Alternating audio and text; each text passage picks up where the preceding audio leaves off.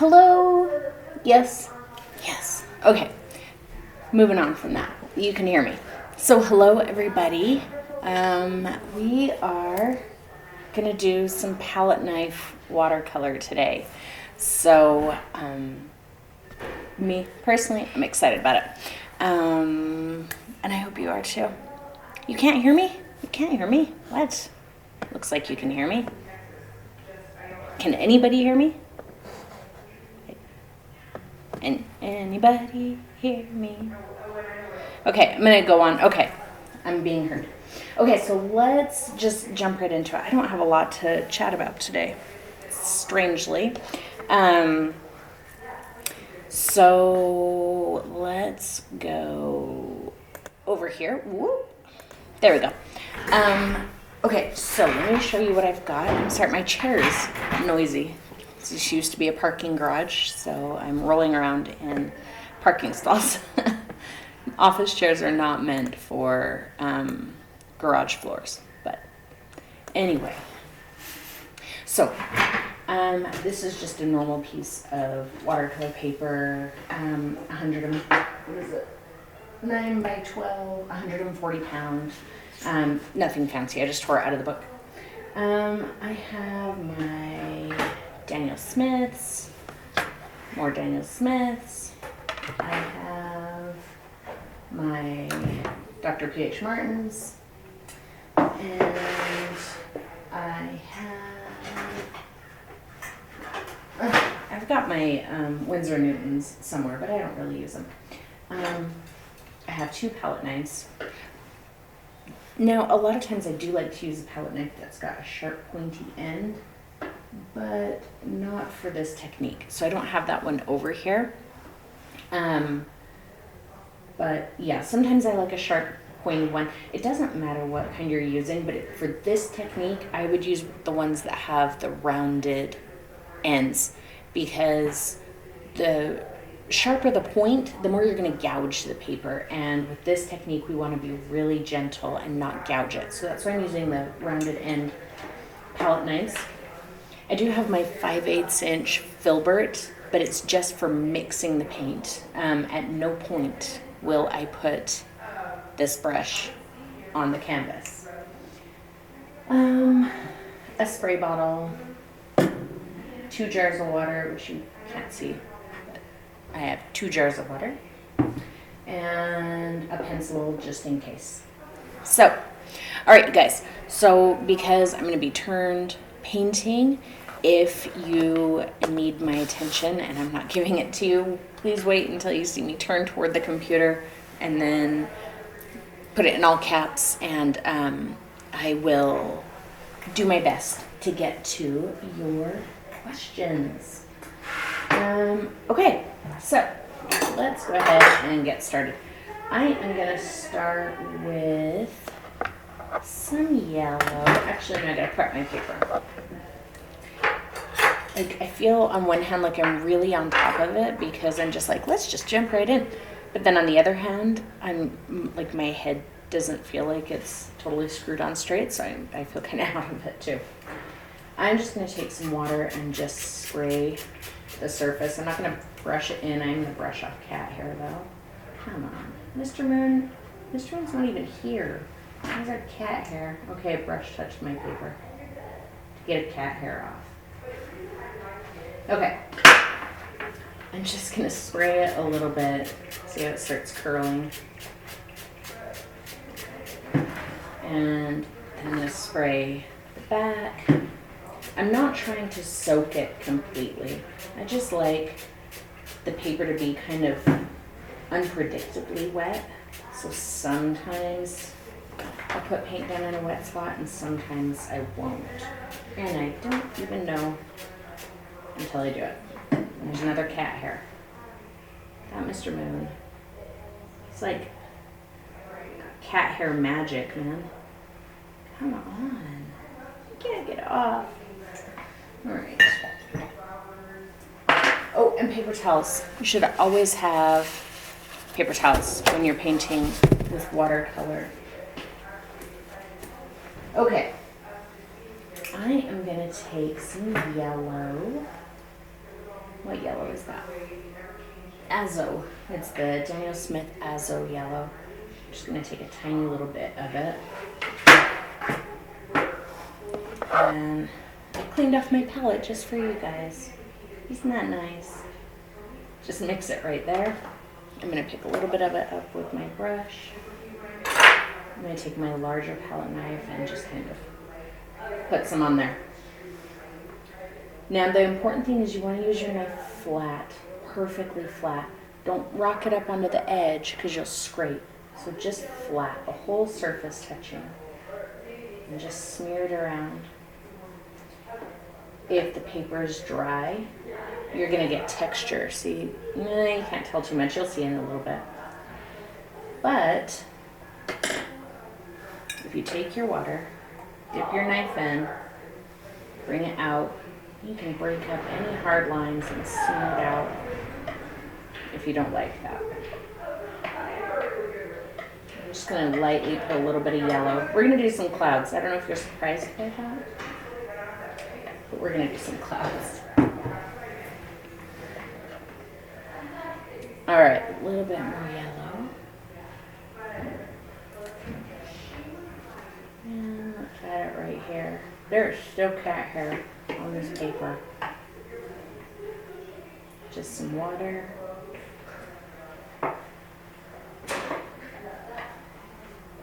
If you try this, I want you to experiment and figure out how everything works, because you're going to get a completely different look if you're painting on wet paper as opposed to on dry paper. You're going to get a completely different look from using heavy paint as opposed to very little paint.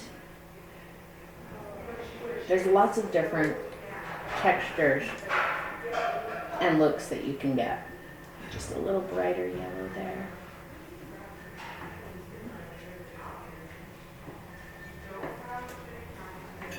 Let's just streak some down here. Who knows, maybe there'll be something reflecting down here.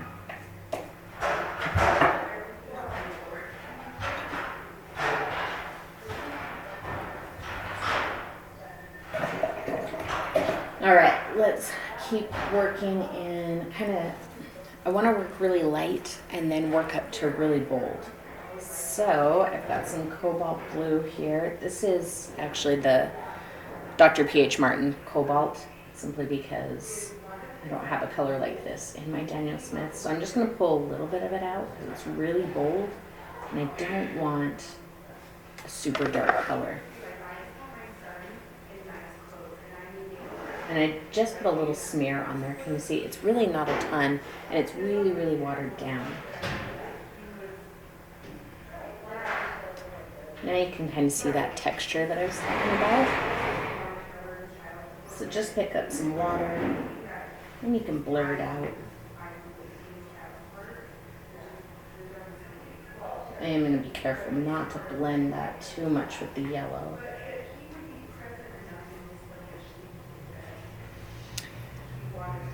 Don't push down too hard. Don't burnish, like really scrub this, because you're gonna kind of flatten out the surface of the paper and it will leave a texture and it will be obvious. So really light pressure. Once we get to the ground, I'll kind of show you. This is clean, just water. And I'm just going to kind of smear that so that green isn't so obvious. But yeah, once we get down to the ground, I'll start showing you some other techniques where you can do some scraping and some burnishing and things like that. But for now, we want the sky to be nice and smooth and soft. So I'm just laying that down, wet my knife in my water, and break up any hard lines that I don't want.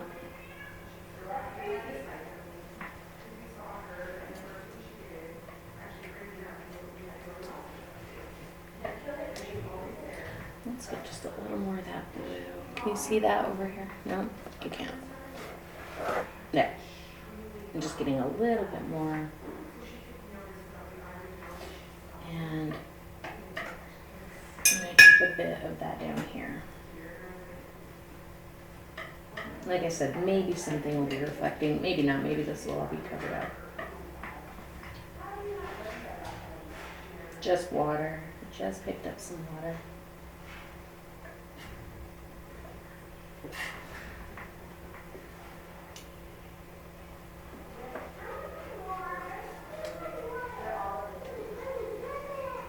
Okay, I'm gonna let that dry for 2 seconds. And come see if I missed anything from you guys while it does.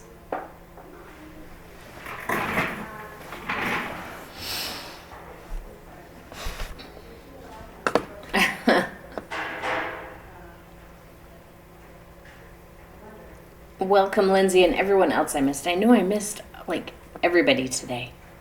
Sorry, guys. Yeah, so Carolyn said that this would be good for her to practice because she's an overworker. And the dangerous thing with potentially overworking a painting like this is destroying the paper. So you want to have a really light touch. If you're overworking and you really start scraping the paper, it's going to break up, it's going to get fuzzy, it's going to bunch up, it's going to look horrible. So let me show you, because I know at that angle, you probably couldn't see real well what I was saying when I was saying don't scrape it. So there's a couple different positions with the palette knife. The position you should be using there is flat like that, so it's touching all the way around. But it's very light pressure, okay? I'm not gouging. If you start really pushing, that's when you're gonna damage the paper.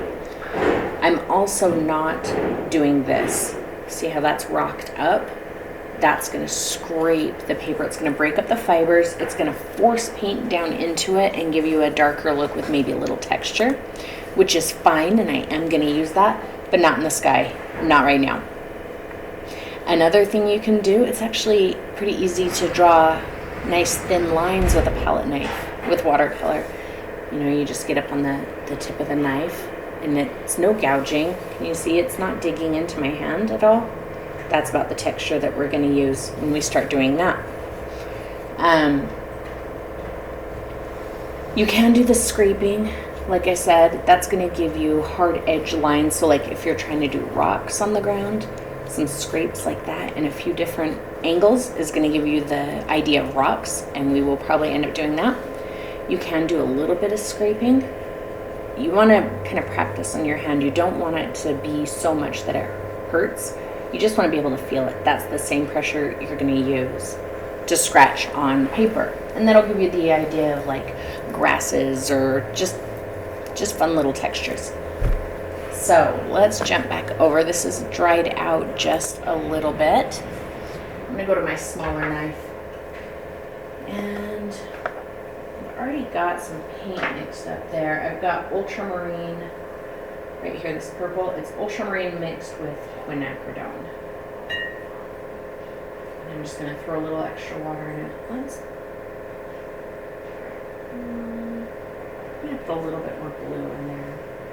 Just some more ultramarine.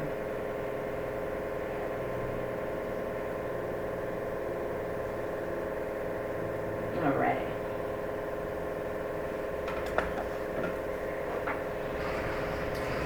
Now again, I'm just going to put on a little bit. See, it's not a ton of paint. And I'm going to start making some cloud shapes. Some of this paint is still wet, and it'll spread into it, and some of it's dry and is going to give us hard edges. I'm just dipping into fresh water to spread it around, break it up. Don't start too dark right off the bat, because then you're kind of stuck with it.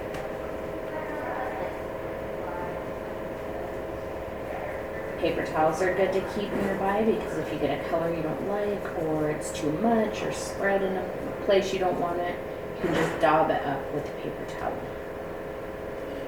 So I'm still just spreading that same little blob of paint that I put on the knife. A little bit more.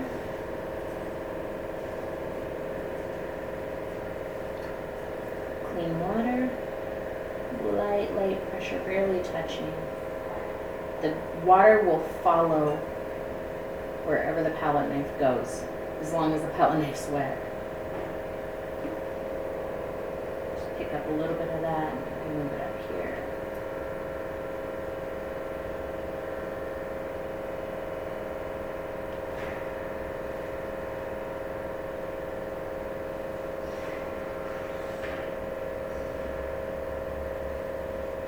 Every time you see me reach away like that, guys, I'm just getting fresh water out of my water jar. Nothing else, just water. Let's break up some of these. And if you lose me, I'm sorry. I do kind of get zoned out while I'm doing this. And could potentially just kind of find myself off in my own little world. I'm going to put a little bit of a heavier concentration of the paint on now and start focusing on it down here. We'll get some good shadows going on in these clouds.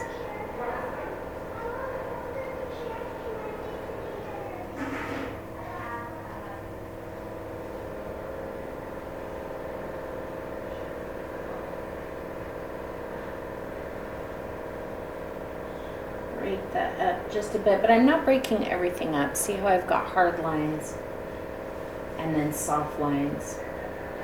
The contrast is what's going to make everything really interesting. I'm actually going to throw some more quinacridone in that mixture.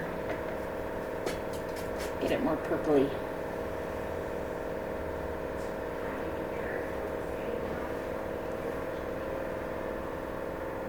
There we go.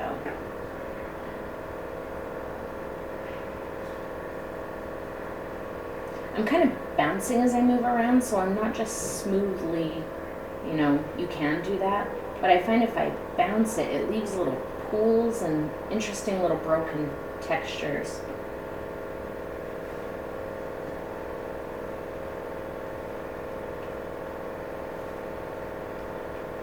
Put like a little poof of a cloud over here off by itself. I feel like that's too saturated, too dark. But I'm just going to spread it out to where I want the shape to be. And then I can take a little bit of a paper towel and lightly touch it. Don't blot it too hard because you'll lift everything up just a little bit, just to lighten the color a bit. It is very therapeutic, Rhonda. It really, really is. You know, but it's only going to be therapeutic if you approach it from a place of, you know, patience and, you know, kind of curiosity. So if you approach it like, this is going to be the best painting I've ever done in my life, I am going to master this technique, you know, you might, well, you will put too much pressure on yourself that way, and you might not have quite the experience that you want to have. So I'm just kind of guiding the paint up this way. I'm just touching it a little bit. I'm not scraping. Just move my knife up. The paint is following my knife, and when I let go, that's where it stays.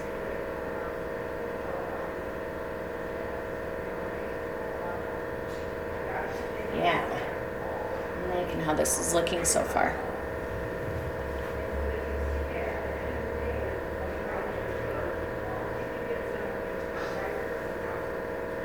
Let me know if you have questions, guys. I'm going to do my best to look over here as often as possible to get questions from you. I'm just adding more ultramarine.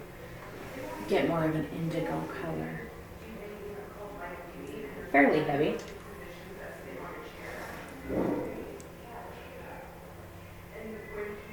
Just kind of down on the bottom edge here, building a little bit of some shadows.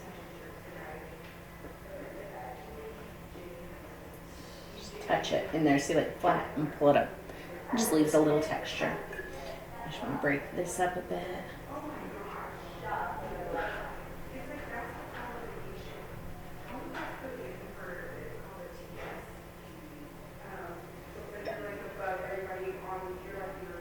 And move some of that paint back up into the body of the cloud so it doesn't start pooling at the bottom edge too much.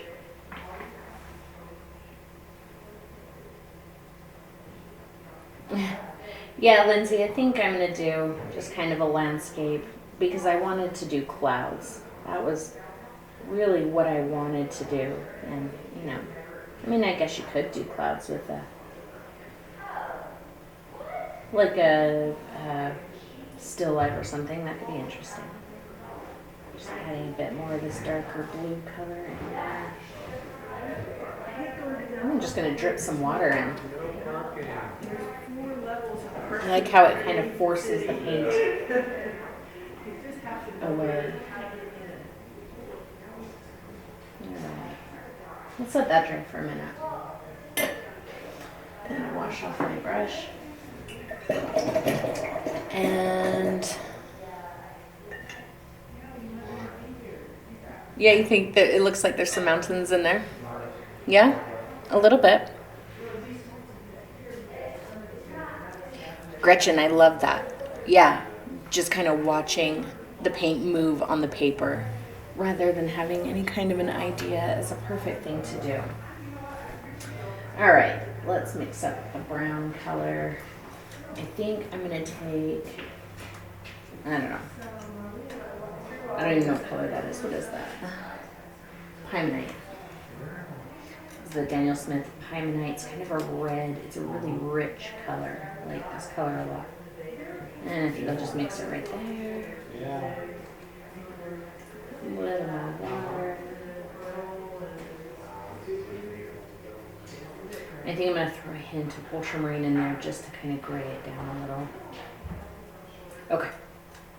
This is a heavy color. With my little palette knife, I'm going to scrape a good amount of this on there. And whoop. Just kind of. Now, see, I am rocked up onto the edge a little bit. See how hard that line is. That's what scraping does. So I'm going to try and force this paint around a little bit more with some heavier pressure and some scraping. So that was a lot of pressure. And you can start to see some texture building. The paper's much drier here. I'm not wetting it down. But I am just dipping into the paint. See that? Just flat, right into it. You can do that or use the brush. Heavy pressure there. I am kind of burnishing it in. And can you see? I think this is too bright. Can you see right here that texture? That's from putting that heavy pressure on the palette knife and kind of burnishing the paint down into it.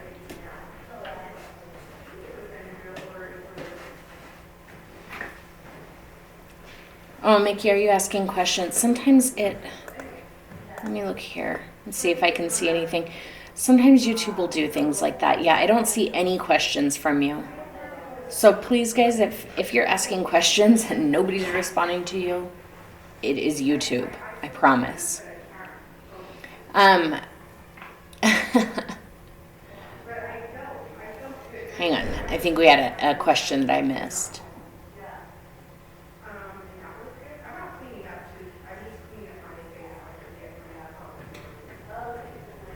Is the paper still wet or does it matter? It's wet and dry in places. And that's perfectly fine. That's kind of what I want here. See, burnishing over and over and over the same spot and getting some really unexpected texture. If I need the paper wetter in a spot, then I'll either wet my palette knife and spread it on there, or I'll use my spray bottle and just mist it. Yeah, Mickey, ask your question again. I think sometimes YouTube thinks, maybe rephrase it, ask it different or in two parts, because I think sometimes YouTube sees things that it in its infinite wisdom thinks is spam and filters them out. I'm going to mix some more of that Pymonite. And actually, I think I'm going to take that and whatever this is, I'm going to mix right there. Ooh, that's a nice dark color.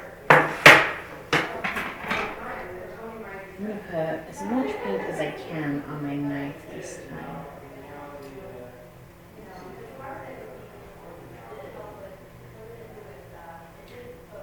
Okay. Kind of over nice and slow, but it's okay if it drips.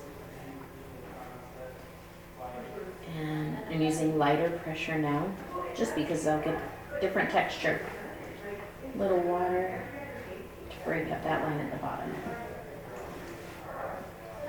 So I think the important thing that I want you to remember here when you try this technique, guys, is I want you to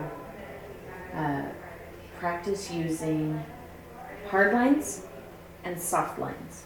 Use them together. Don't exclusively, make everything really soft, because if all of your lines are soft and blurry, it's going to be really hard to read. It's not going to really look like much of anything. It's just going to be soft and blurry. And if all of your lines are really hard, it's going to be really kind of cartoon looking. So use a good mixture of your lines. Let's soften up a bit right there. Almost randomly, just kind of deciding on a spot that's hard and breaking it up a little. Okay, Mickey's question. Why do you dip the brush into the paint and then onto the knife? Can't you just dip the knife into the paint? Yep, I do it both ways. Whichever you prefer.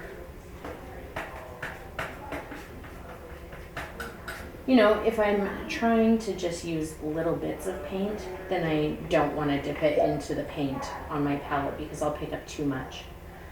But if I'm trying to get a good saturation of paint, then yeah, for sure, you dip the knife into the paint on the palette and pick up a good amount of it. Absolutely. Just depends what you're going for. And I don't like to waste the paint that's on my brush, so I scrape it off of my brush too. I'm just kind of building up some dark in here. Now, maybe let's do some scraping, because I told you we would.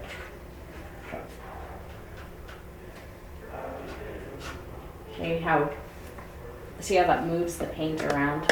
When you scrape, it kind of makes the paper resist the paint a bit, and it doesn't really flow back in.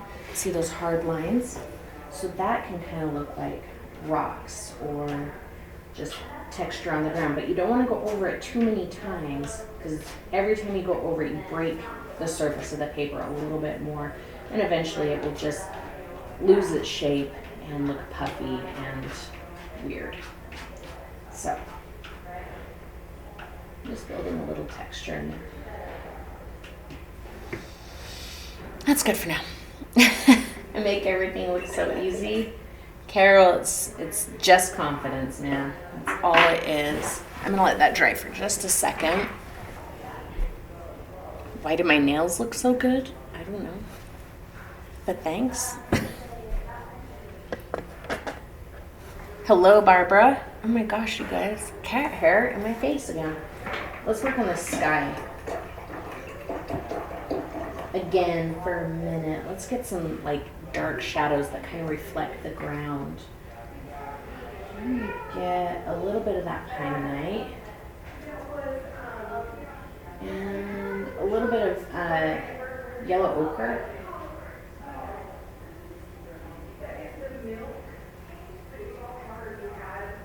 And I'm going to use some Payne's Gray. Just want to start building a good shadow color in here. Whoop! I almost cheated, didn't I, guys? I wasn't thinking. I almost put my brush on my paper. Alright, shadow. This purple is still a little wet, so in places it's mixing, and in places it's not.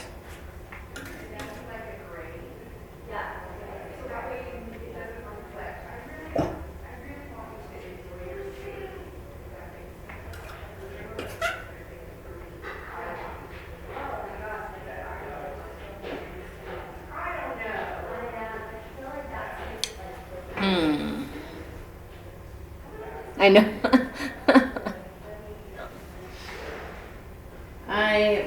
thinking. But you guys keep me in check, okay? If my brush touches the paper, you have full permission to yell at me. And it makes up a little bit of a different color.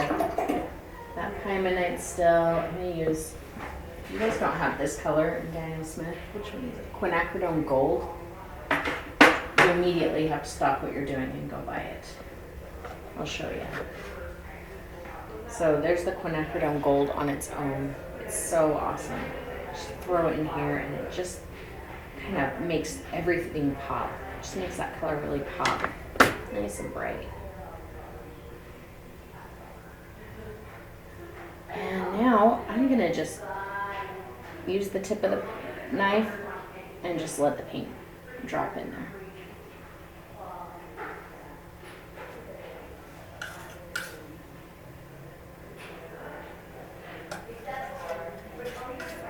And let whatever water is in there spread it around.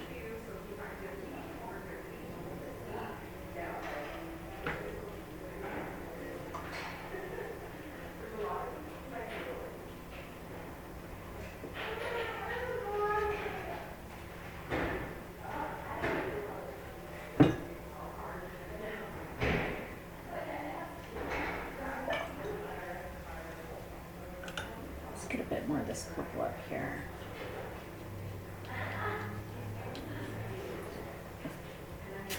Spray that with my water bottle just a little bit.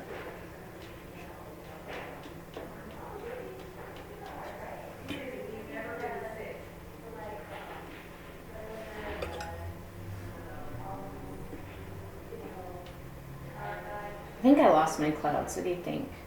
Do we lose them?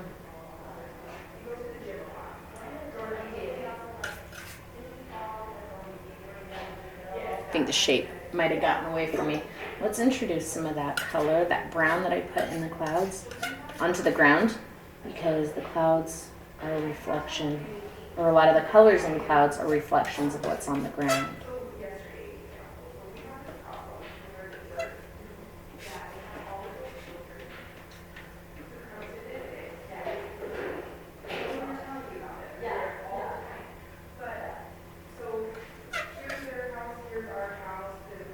I like to do that.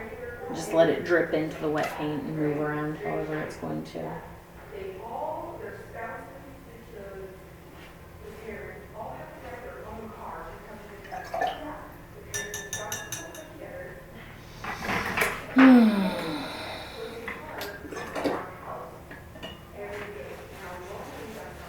I'm just going to take out a little bit of this color up here. Just a little bit. That's better.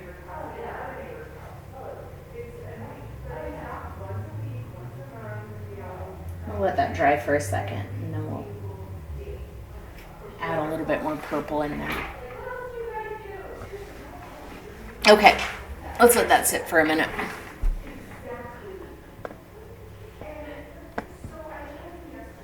Yeah, all of these that I'm using are Daniel Smith, except for the blue that I put on in the first place. That is my Dr. P.H. Martin Hydrus. But everything else in these palettes is all Daniel Smith. It does look mountainy, doesn't it? Do I feel like I have more control using a palette knife over a brush? Absolutely not. Absolutely not. Definitely less control, but that's kind of the fun of it, don't you think? I think that's the fun of it. You know, giving up a little bit of control. Looking at it in the camera there, I see something I want to do. So I'm going to grab a little bit of, I think that's indigo. Let me see. Prussian. Prussian blue. No, not in there. I'm going to mix it in right here. Nice dark into that purple. And then a little bit of Pymonite to gray it down. There we go. And let's do it again, you guys. I haven't even used a brush at all on paper for quite a while, so I don't know why I'm suddenly trying to do that. I just want to add a nice dark bit right here underneath. I want to keep it low so it's a nice dark shadow on the bottom of this cloud.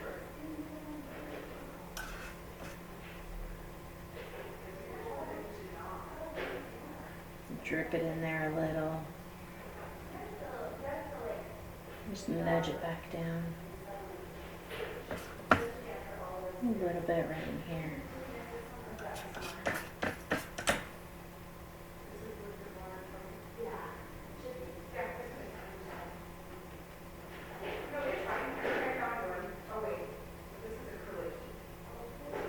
Okay.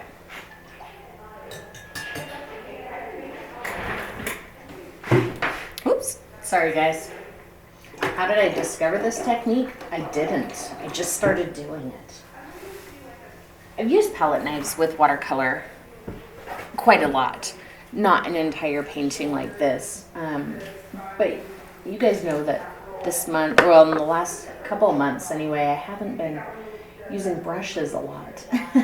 Acrylic painting, I'm finger painting. Watercolor painting, I'm palette knife painting. And I think maybe it's just kind of coming from a place where I want to challenge myself, you know, to learn and do things different than I have in the past. I think that's kind of where that's coming from. And I'm really enjoying, you know, working non-traditionally. It's really exciting for me, and I think it's probably something you're going to see me do quite a lot going forward. Let's grab some Payne's Gray. I might as well mix it in here with this color that I kind of made a muddy mess of. Nice and dark, really, really heavy on the Payne's Gray. Really heavy. I just want to darken up some bits here again.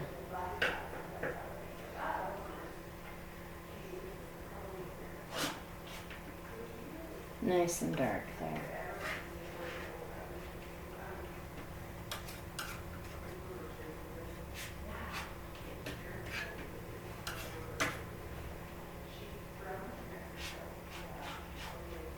There we go. I like that ground a lot better. They are pretty dreadful. No, yeah, I'm not drying it between the colors. So, but I'm letting the paper dry naturally. So in some places it dries and then I'm painting on dry paper. And there can be a spot right next to it that for some reason has a large amount of water pooled on it. So then suddenly I'm painting on wet paper. And that can be kind of, if you're kind of a control freak with painting, that can be hard for you because you don't know if you're going to be painting wet on wet or, you know, on dry. But I really like not knowing that. I like taking away some of the control from myself because I do tend to be a control freak. So I like to do the things that don't allow me to control it. It forces me to kind of let go a little bit. Which is one of the reasons, honestly, that I don't clean off my palette very often. Tammy's raising her hand. Tammy has a question. I just mixed up my purple again. Go ahead and ask your question, Tammy. And as soon as I'm done with what I'm doing here, I will look back and get you. Good, heavy amount of this purple.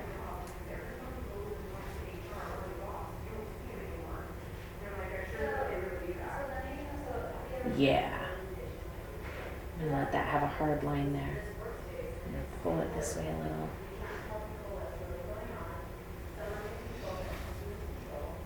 Oh, Tammy's raising her hand because she's a control freak. I think all of us have control freak tendencies, especially when we're first learning how to paint. I don't know what it is about learning how to paint. We want to control everything. But the more I paint, the less I want to control things. I want them to just do something, and I'm willing to watch what that is, and accept it.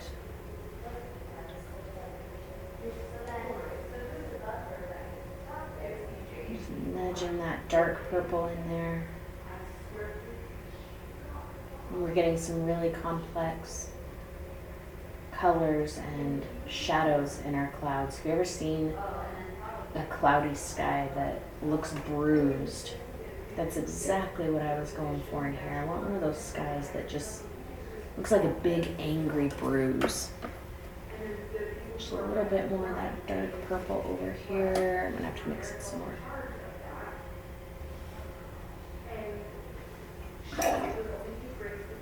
Clean knife and just smear that out.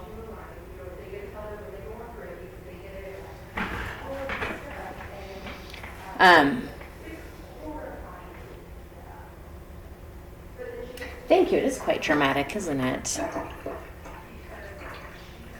Yes. Debbie said that she likes to play with watercolors when she just wants to play and doesn't want to do something specific. I think watercolor is so much fun to just play with, to just, experiment and see what happens. I just grabbed some of that dark color that I mixed up for the ground. It's got some green in it.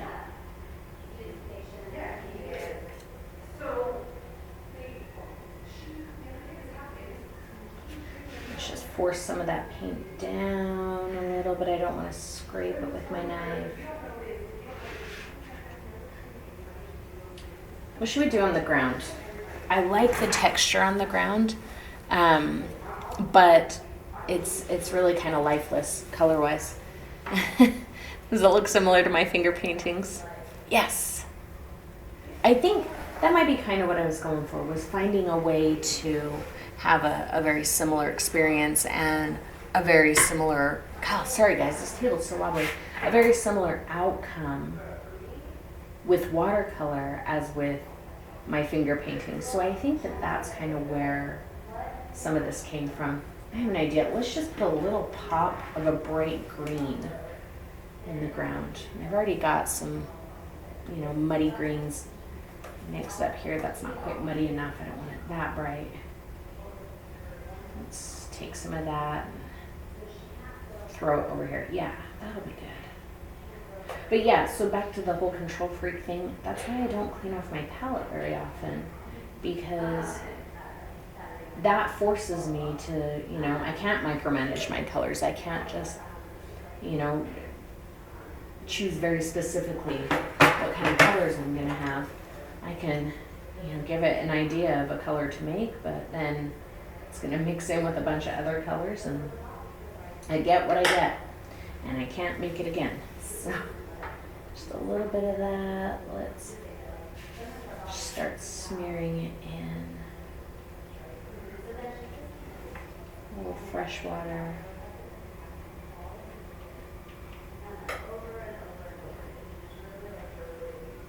Oh, somehow I picked up some orange. That's interesting.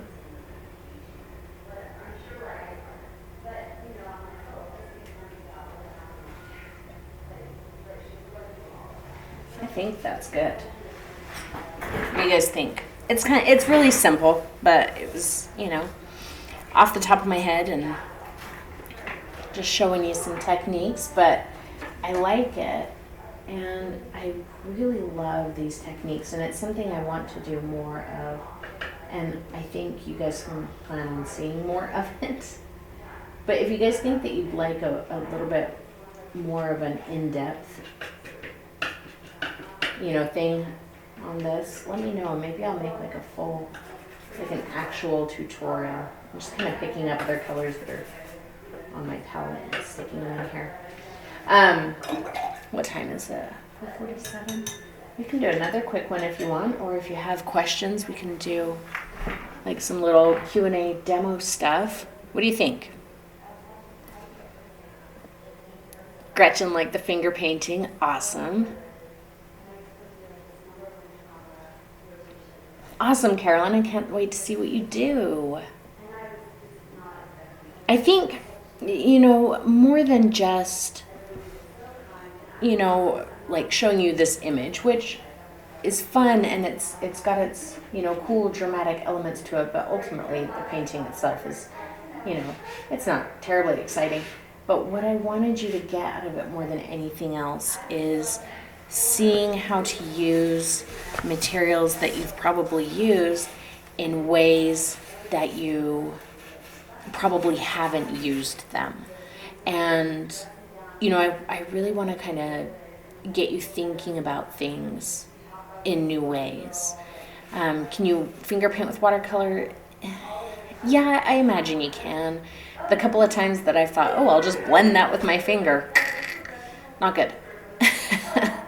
So finger painting with watercolor isn't something I've done a lot with, but yeah, I imagine you could. But I just want you guys to think about things differently than maybe you have. So if you're struggling with something, whatever it is, whether it's watercolor or acrylic or oil or, whatever, and you're doing it in the way that you've always done it, I'm just kind of daubing a little bit of paint off here and there, just creating interest. Then I encourage you to, try it some way that you've never heard of before. Just really start messing around. If you're watercoloring and everything just looks so tight and mechanical, then grab a palette knife and start doing it that way. Or if you're doing it with a palette knife and it looks really tight and mechanical, grab a brush you've never used and do it that way. Or, try finger painting with watercolor or whatever. But I just really want to encourage you guys to think about things differently. That's really what my goal is here. What other questions do you guys have? If you really like this, then I will work up a tutorial, like an actual tutorial that, with a planned out painting. It does kind of look like a little hippo there, huh? Right there, is that what you're seeing? Yes, Lindsay, just go for it. That's really the key. That's really what is important. It's not important that you even like what you paint. That is so overrated, And it really makes me sad when people, they're so gung-ho to try something. And then they try it and they're like, ugh, well, I didn't do good at it and it looks awful, and then they're just discouraged and they don't want to do it again. But the thing is that everything takes practice, everything takes trial and error, and the first time you do it, you might not be great at it, but you do it again and you do it again and you do it again. And as long as you're enjoying the process, as long as you really don't care what the painting looks like, but you just really find joy in watching the paint move, then you're going to keep doing it again, just to come watch the paint move. And every time you come back to do it again, just to watch the paint move, you're going to get better and better and better at the technique. But you don't get good at the technique by just going, I'm going to try it, and trying it and being like, that sucked, and never doing it again. Yeah, I hear that a lot, and that makes me really sad, and I don't want you guys doing that. Yeah, like Vince said, it's like doing sit-ups and expecting rippling abs the first time. Carol, I did not go to art school, and I appreciate that. I'm only as good as the amount of practice that I've put into it. And I genuinely believe that anybody, if you put forth hours and hours and hours, day in and day out, and you're gentle with yourself and you do it for the enjoyment of the process and not for the end product, you will get as good as you want to. You will be able to learn anything you want and master anything you want. But, you have to put in the practice, and you have to be patient, and you have to be gentle with yourself.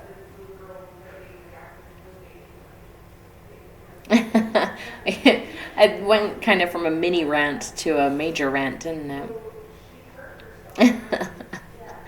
Yep, Carolyn, I do. I know all of you guys, and I know that that's kind of a human nature thing, and I've been there before too, I certainly have been like, I'm going to do that, and I'm like, oh, I suck at that, and I never do it again. And, but I've learned that that's not the way to learn how to do anything, and so I don't allow myself to do that anymore. Oh, Barbara, I love to hear that. Good. So overall, I like the painting that we did today. If I were to do it again, I would put a little bit more thought into it, in the first place, which this is a good start. I really dig the colors, especially in the sky. I love the unexpected oranges and browns and blacks and grays in the sky. The little dinosaur hippo thing is a little weird. The ground is not my favorite. I like the texture. I would start next time with a faded out blue-gray mountain. That would put it very, very far in the distance.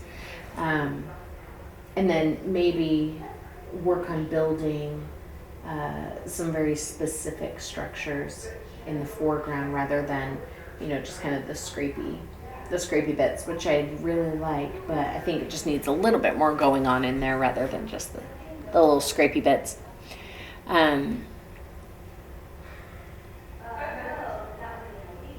Oh, Carol, I'm so glad to hear it. Good for you. And so are you painting now? Did you get painting? Thank you, Gwen. Thank you. It was a pep talk. That's what we should call rants from now on, huh, Tammy? They're pep talks.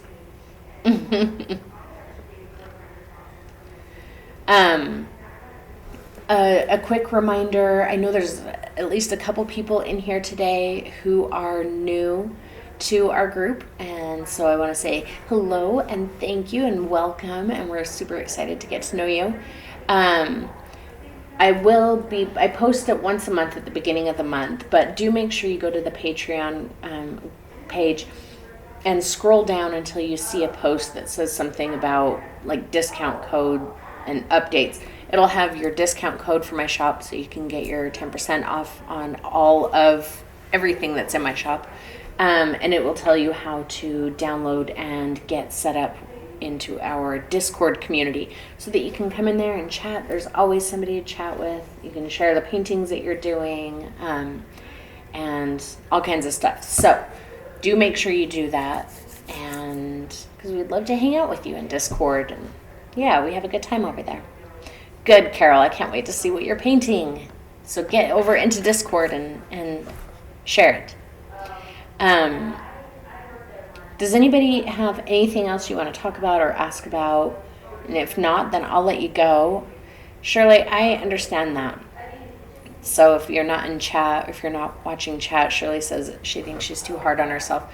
And that's a thing, and we all do that. And as much as I try not to do that, I still do it. But, you just have to remember that if it's like failure or mistakes that you're not wanting to, oh yeah, I see the little skull up here. If you're upset about like failure or mistakes and you're beating yourself up about that, then I need you to start thinking about, failure and mistakes different, because truthfully, you have to, it's a required part of creating and learning. You have to make mistakes. You have to fail. You have to do really horrible things. That's how you learn. You don't learn how to do something well by sitting down and doing it miraculously well the first time. You learned absolutely nothing there. But when you sit down and you're like, oh, that's the wrong color. Oh, I used the wrong brush, or I didn't blend right, or I don't know how to do that technique. All of those things, you made mistakes, and now you know what you need to work on. And so you focus on those things and you get better at it. But if you are afraid of making mistakes, and so you just don't try, then you won't learn anything. You just got to do it. And don't be hard on yourself. Just remember that every time you make a mistake, what you really did was give yourself an opportunity to learn something. The blue one looks like an elephant. Kind of does, huh?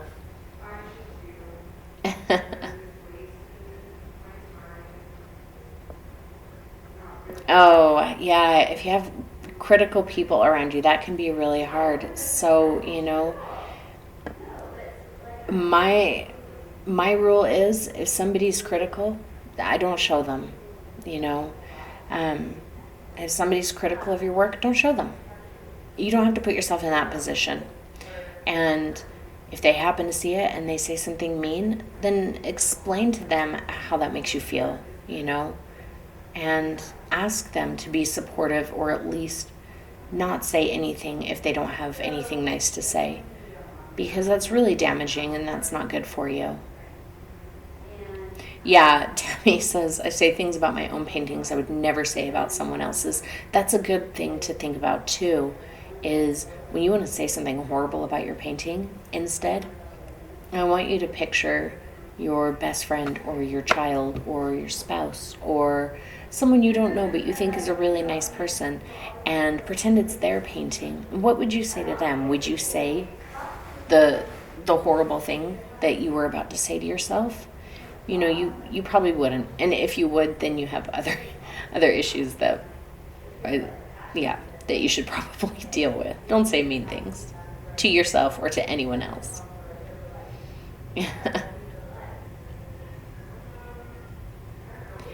Oh, that's an important one, Donna. She said, I think I need to allow myself to leave more white space in watercolor. Yeah, that can be really hard sometimes. The temptation is there to be like edge, every single spot. But, remember that watercolor, you don't have very much opportunity to put white into it. So take advantage of all the white on your paper.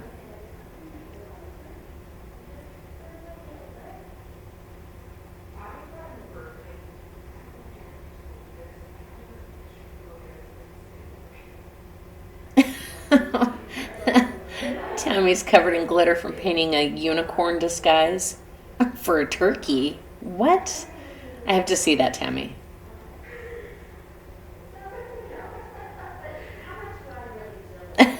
Glitter lasts forever. It really does, man. It's the gift that keeps on giving for decades. It's horrible. All right, friends. Well, I'm going to go then. And I think what I will do is maybe tomorrow I'll start working on like an honest to goodness painting with these techniques. And we'll do, or maybe a couple of them. And we'll do a tutorial, like a real tutorial. Yay! So, okay, I will see you guys on Discord, and I will talk to you all soon. I love you all to pieces. Bye, everybody.